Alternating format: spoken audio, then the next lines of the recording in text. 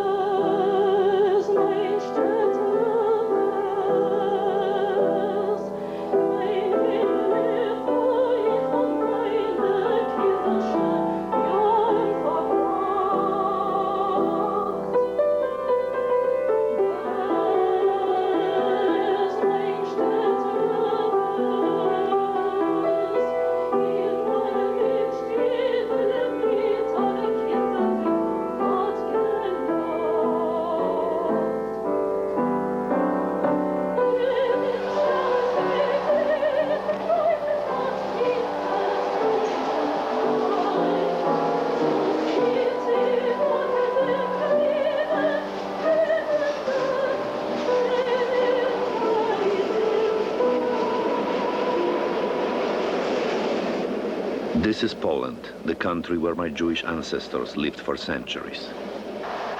Before World War II, 85% of all Jews had their roots in this part of the world.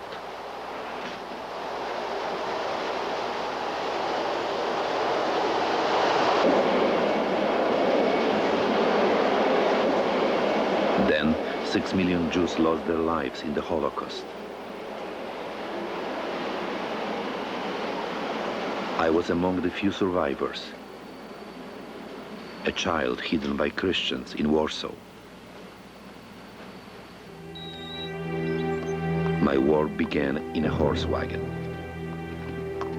In 1942, I was smuggled from the Warsaw ghetto to the Christian side of the city. I was sitting in the carriage with a woman guide, her hand over my mouth, as I struggled to scream.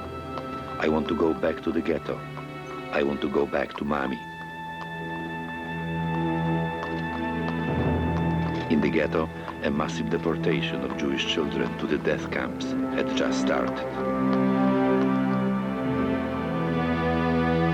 On the Christian side of town, Germans posted notices of death penalties for hiding a Jew. My hideouts were Warsaw courtyards. I caught people who took care of me, my aunts and uncles. Their children pretended to be my cousins. But the game was over when a friendly neighbor said rather loudly for everyone in the courtyard to hear, "I don't remember anybody in their family looking like him." And I had to go. When all doors had closed, my mother took the elevator up to the top floor of 59 Mokotowska Street. She was going to open the window and jump and take me with her. But she couldn't. Then she made a decision. She brought me to this courtyard of a Christian charity organization in the hope that I would be sent to an orphanage. She gave me a brown bag with my favorite sugar sandwich. She hung a cardboard sign around my neck. "My name is Marish. My parents are dead." She watched me carefully from across the street, fearing that I would run after her. I didn't. I stood still.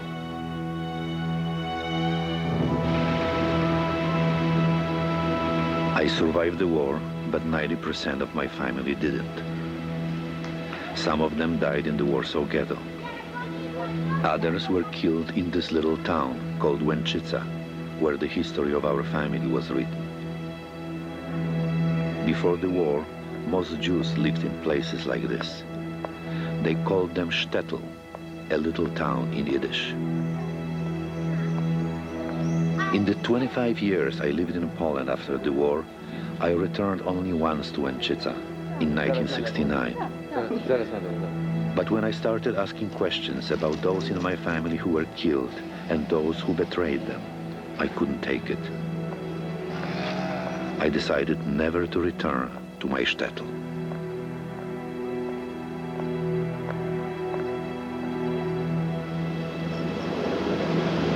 I left for America with the image of Shtetl life frozen in time, It smelled of death. Yeah. Another 25 years have passed. I find a way to enter this haunted world of my ancestors. My friend from Chicago is searching for his Jewish roots. It's easier for him. He was born in America. He never lived in Poland. I feel secure with him leading the way. I will be his translator. This is him, Nathan Kaplan.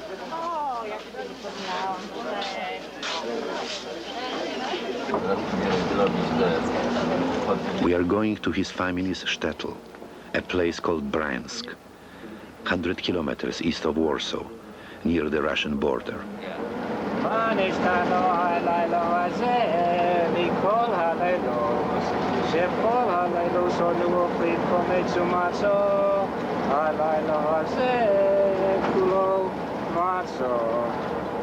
Nathan was 2 years old when his father died. I have no memory of my father, he told me. It's only by going to Bryansk that I can touch him, that I can understand who I am.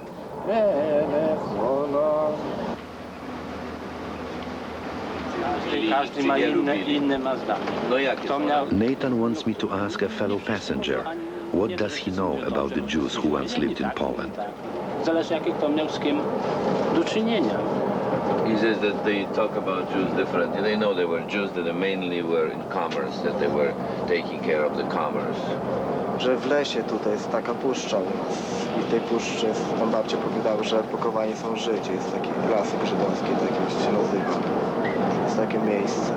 A jak oni zginęli? No nie, to Niemcy ich mordowali tam właśnie za wpływami.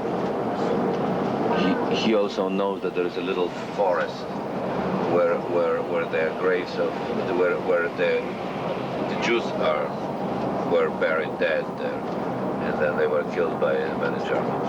He knows that nearby here. The fellow behind you, and you see he's old enough to remember some things. Yeah. Czy pan pamięta czasy żydowskie? You are at the age you should know something, I pursue. I'm only 50, he replies. And your father, I ask? He passed away, he answers. But when he was alive, he never talked about it. 2 years ago, Nathan Kaplan sent a letter to Bryansk, asking for information about his family. A few weeks later, he got a reply from someone who worked in the town hall. Dear Mr. Kaplan, there are no Jews in Bryansk today, but I am a Pole whose family has lived here for generations, and I have an interest in Jews. I'd like to help you. I am trying to recreate my family's life in Bryansk, replies Nathan. I know my grandmother washed clothes in the river and walked on a cobblestone path to the mikvah. My mother was born in a one-room cabin. Would you know how these homes were furnished? Did people sleep on straw? Were there wolves in the forest? Were there bandits in the forest? Dear Nathan, comes the answer. Your mother lived in very interesting times. Bryansk had 3 marketplaces. Polish farmers from 60 villages sold corn, potatoes, eggs, horses, cattle, sheep and poultry. In the market square, all the houses belonged to the Jews. In those houses, Jewish tailors, shoemakers, bakers, and sellers of fancy goods had their shops. Signed, Zbyszek Romaniuk. Witam panu serdecznie. Troszeczkę u nas pada. How do you do? My young friend and our great hope. I came to see my young friend. Dziękuję bardzo. You speak English? O, bardzo słabo. Well, try to talk with him. There have been over 100 letters exchanged over a 2-year period between the 70-year-old Jewish man from Chicago and this mysterious 29-year-old Gentile from Bryansk. I wonder who he is and why he does it.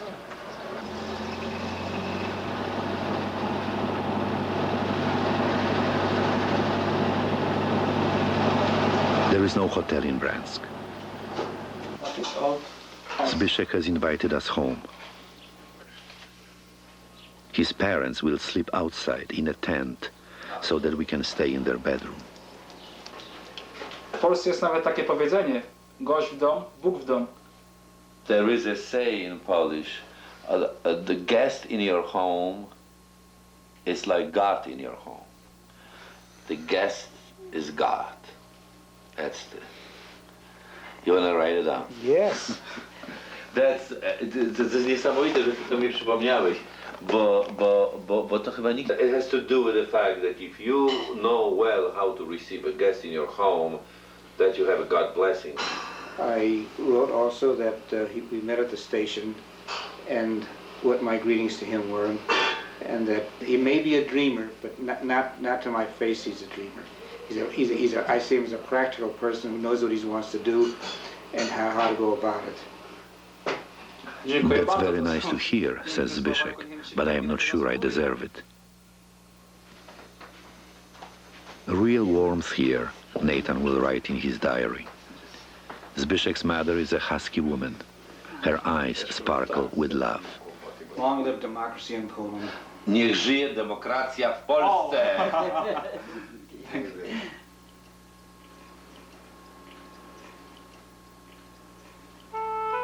The Jewish quarter was just behind their window, reads Nathan's diary. The pastoral setting is silent about the past sorrow.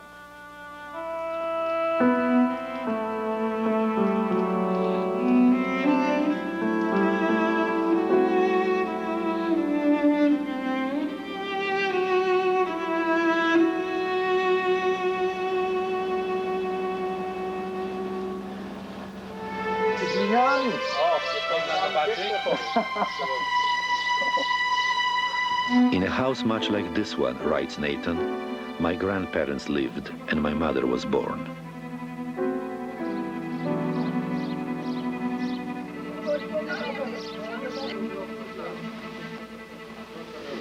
Four children in this house.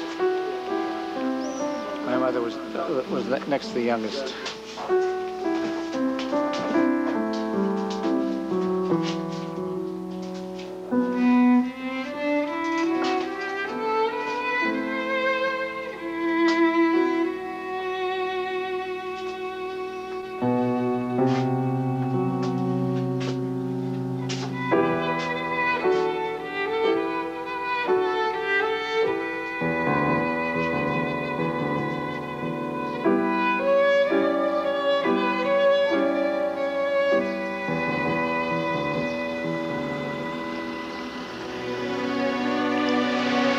Summertime, the women came here and did their laundry and talked to each other.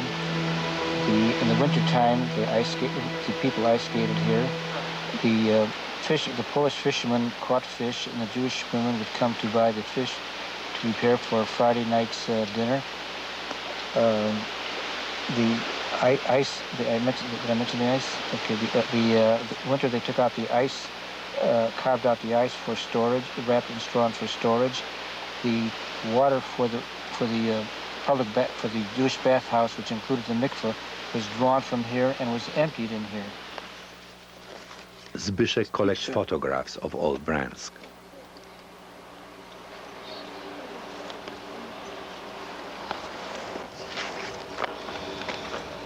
This is the river as your mother would remember it, Zbyszek tells Nathan. Wider and less polluted. The original house.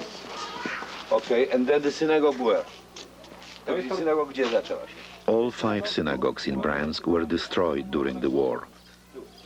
Nathan wants to know precisely where each of them stood. Tam jest druga, było jak, proszę pana, na Targowice się jedzie. Tak, tam Pan pamięta? Tak. Ile pan ma lat? 68. O, to może pan pamiętać. Tutaj była Najebys Medrasz, naprzeciw. Another synagogue on this side. Chyba raczej gdzieś tutaj. Tutaj, tak. Tak, jedna tu, druga tu. A ta trzecia po nazwisku Żydów? Wspomina pan jakieś? W sobotę zawsze to spacerowali po szosie tam za miastem.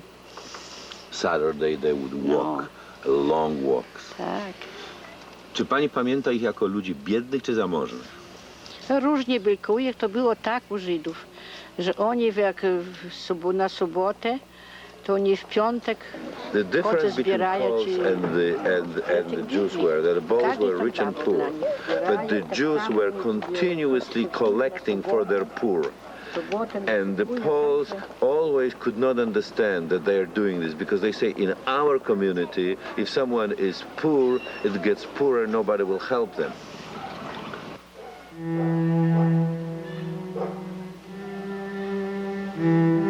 The only synagogue that survived the war in this area is in Orla, on the Russian border.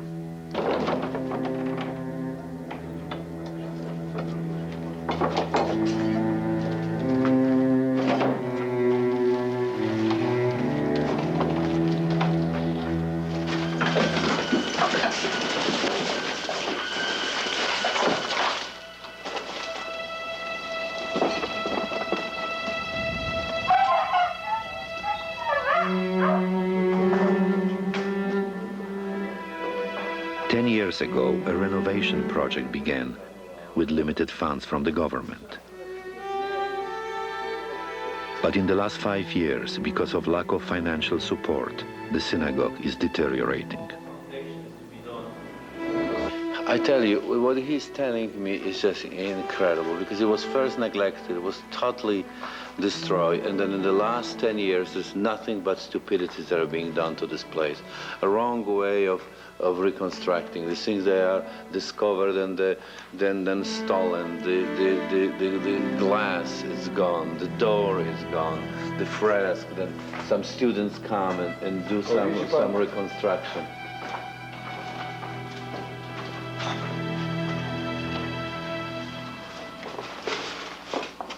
Zbyszek, who never learned at school that Jews ever lived in Bryansk, discovered on his own that before the war, Jews made up 60% of the Bryansk population. Tracing their history became an intellectual adventure for Zbyszek. He has gathered his own Jewish archive. During the demolition of one of the old houses in Bryansk, some school children found 3 fragments of Torah and brought them to Zbyszek. וילך משה יושב על יחר אנוכי גם מחלו גם משלשים חג עוז דבריך על עבדיך כי כבוד פה כבד לשון אנוכי ויאמר. Today is pig killing day in Bryansk. I've killed 30,000 pigs in my life, boss Fabian, an old-timer, and he introduces himself as an expert on Jews and economics. A Jew owned the bank, explained Fabian. When a Polish farmer needed to borrow money, he had to come to the Jew for it. The rate was 2% per month.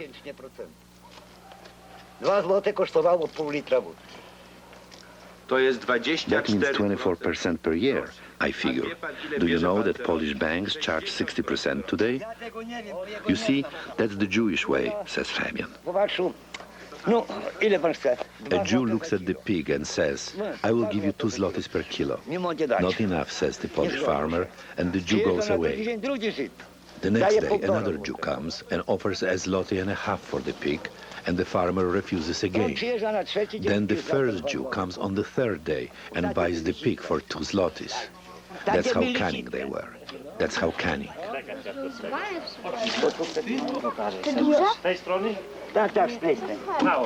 No nie pan. Złego nie mam takiego. No właśnie. Poobcowałem z nimi, w piłkę graliśmy, siatkę razem i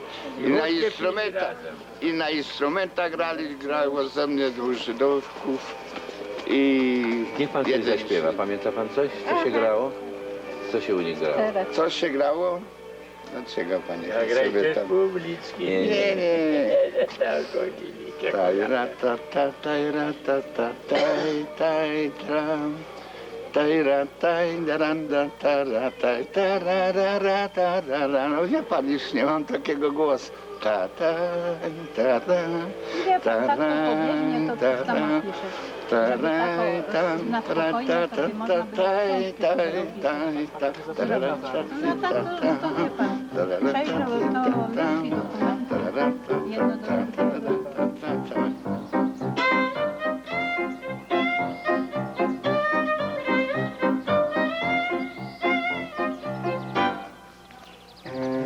Bryansk is no longer a hidden world to me, writes Nathan in his journal. I'm touching the places my parents touched. I walk on the ground they walked on.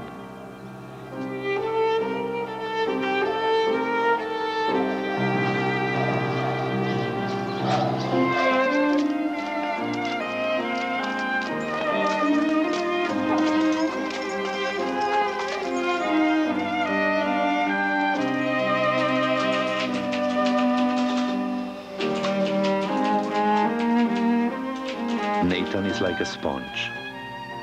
He is overwhelmed by information he cannot sort out. He absorbs it all.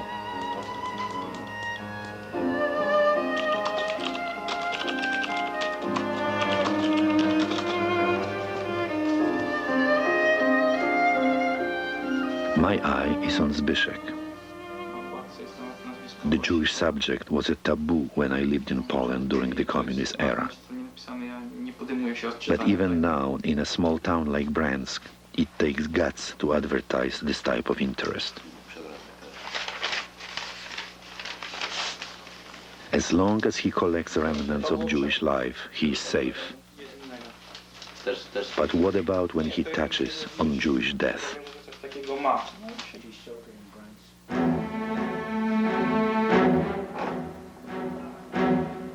In 1942, the Germans fenced in the Jewish quarter with barbed wire and created a Jewish ghetto.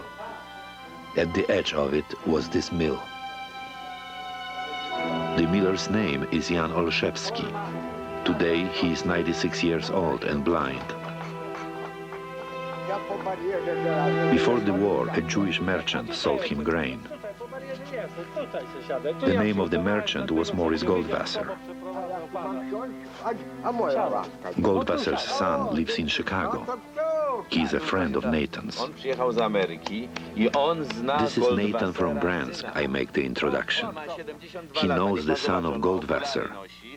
Nathan lives in America. He is 72, not that young. You can touch him. I can tell he's an older man. I can feel his stubble, says Olszewski. Nathan knows the son of Goldwasser, who lives in Chicago and who is a doctor, I repeat. Olszewski has witnessed the deportation of the Goldwasser family from the ghetto. Złapał, ucałował mnie, wyjął z kieszeni, tylko pokazał już, ja zaraz tylko z Bryanska. Taki zrobił. Żonę i Solecki i siebie. Podjechali tylko pod Bielsk i gotowej na morze. Samobójstwa, czy otrucie. Nam te tam... On wyjął truciznę, tak? Truciznę. I pokazał, że on... On tak powiedział i mnie złapał w pół, o tak, oj, i za szyję. Niech Pana Bóg chowa. O, tak. Panie drogi, że ja normalnie, to ja się dziwię. Na to patrzeć, co tu się działo. Jak tu się działo, Pan sobie nie wyobraża. Pan sobie nie może wyobrazić tak niszczenia ludzkości.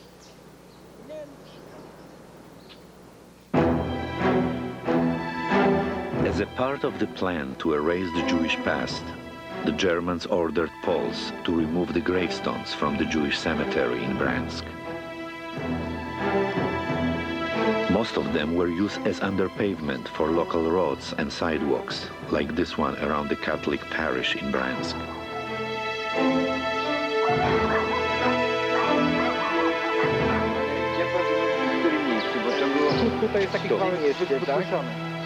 When Zbyszek learned about it, he asked the priest for permission to break up the concrete and retrieve the gravestones. The priest agreed under the condition that Zbyszek will be responsible for repaving the sidewalk. But I have one request, says the priest. When you show this film, make sure in your commentary that it is clear that the Germans did this, not the Poles. Przy kościele. Cała płyta idzie. Cała płyta. Proszę. O, napis jest. Jest napis. Zaraz odczytamy, kto jest pogrzebany.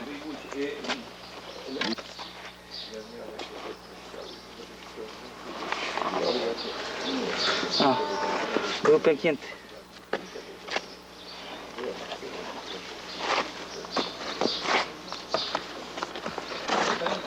i tu jest potrzaskany cały.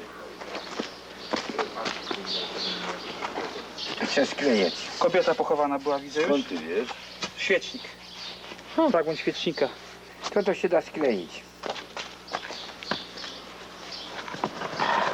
Inny typ zupełnie. Tak. Czy to jest inny okres? No to się da skleić. Gdzieś musi brakować tego fragmentu. Nie wiem.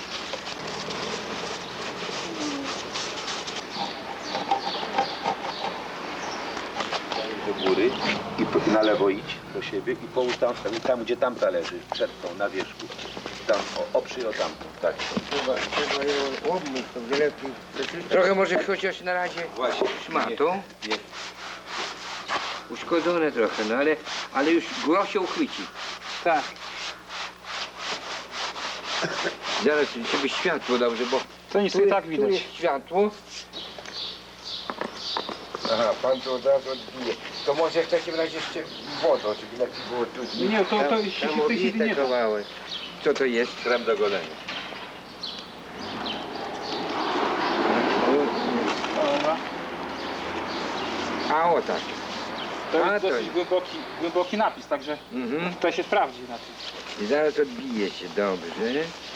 Zbyszek has learned some Hebrew to be able to read the inscriptions on the graves. Nigbar. Nehamen, Batref, Josif. Czekaj do golenia. No, ale będzie trwać to teraz wytrzymać, żeby zostało tylko tu czarna, to białe, to nie wiecie. Tak, postaw na tym. No ścianie nie wystarczy może. To szmatko, To można tak. zakręcić teraz.